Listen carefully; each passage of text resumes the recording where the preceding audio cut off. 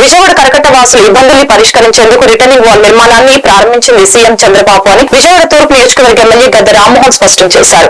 Returning wall వెంబడి పెద్ద road నిర్మాణం జరపాలన్నది ప్లాన్ లో ఉందని, గత ప్రభుత్వం ఆ అంశాన్ని విస్మరించిందని విమర్శలు గుప్పించడం జరిగింది. ఈ సందర్భంగా ఎమ్మెల్యే గద్దె రామ్మోహన్ మాట్లాడారు. విజయవాడ తూర్పు నియోజకవర్గం 15వ Ramalingeswara Nagar Sivashankar road retaining wall వద్ద నుంచి 15-16వ డివిజన్ లో రిటర్నింగ్ వాల్ సైడ్ డ్రైనేజీని పర్యవేక్షించడం జరిగిందని, రిటర్నింగ్ వాల్ నిర్మాణం చేసిన గత వైసీపీ ప్రభుత్వం అందుకు అనుగుణంగా ఏర్పాట్లు చేయలేకపోవడం వలన ప్రజలు ఇబ్బందులు పడుతున్నారని తెలిపారు. కార్యక్రమంలో డివిజన్ నాయకులు, పార్టీ శ్రేణులు పాల్గొన్నారు.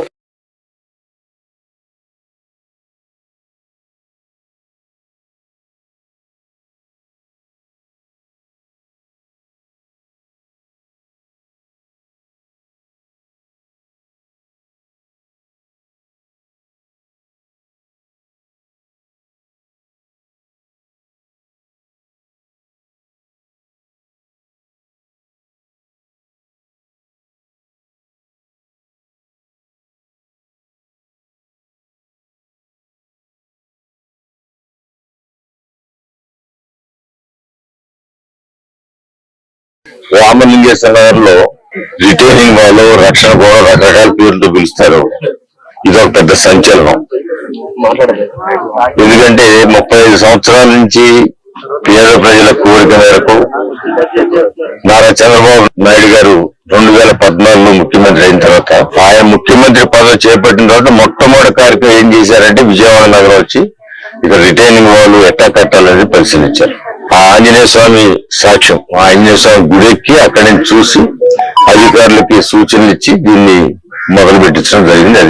అది ఒక చరిత్ర. అయితే ఈ రిటైనింగ్ వాల్ పక్కన 70 అడుగుల రోడ్డు రావాలనేది ప్రపోజల్, దాంట్లో ప్రాజెక్ట్ లో ఉన్న అంశం. అది కేవలం తర్వాత దాన్ని కొనసాగించే విధానంలో జగన్మోహన్ రెడ్డి గారి ప్రభుత్వం దానిలో 50 కోట్లు కాజేయాలి ఏదో రకమైన ఉద్దేశంతోనే ఆ రోడ్డు పక్కన పెట్టేసి ఒక ఇసుకంతా లెవెల్ ఇసుకంతా ప్రొక్లమేట్ పోసారు. ఇదేదో సీ విజన్ లేకపోతే రివర్ వ్యూ అనో ఏదో పెట్టారు.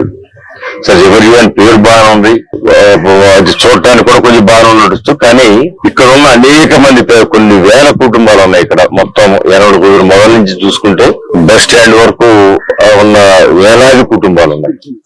వాళ్ళ అవసరం ఏంటి, వాళ్ళకి ఏం కావాలనే ఆలోచన కొంచెం చేయలేదు చంద్రబాబు గారు. కాబట్టి ప్రజల అవసరం గుర్తెరిగి ఇక రోడ్డు ఉండాలని చెప్పి ఆయన ప్లాన్ చేశారు. ఆ రోడ్డు లేకుండా ఇసుక పోసేయటం వల్ల వచ్చే సమస్యలు అన్ని మీకు అసలు మాకు గోడ ఎందుకు కట్టారా బాబు అని ప్రజలు బాధపడే పరిస్థితిగా ఇక్కడ మురుగంతా ఆగిపోవటం, ఆ మురుగు ఇళ్లలోకి వచ్చేయటం ఇబ్బంది పడతాం. ఇక్కడ దీనికి ప్రత్యేకంగా అండర్ గ్రౌండ్ డ్రైనేజ్ కూడా వేశారు.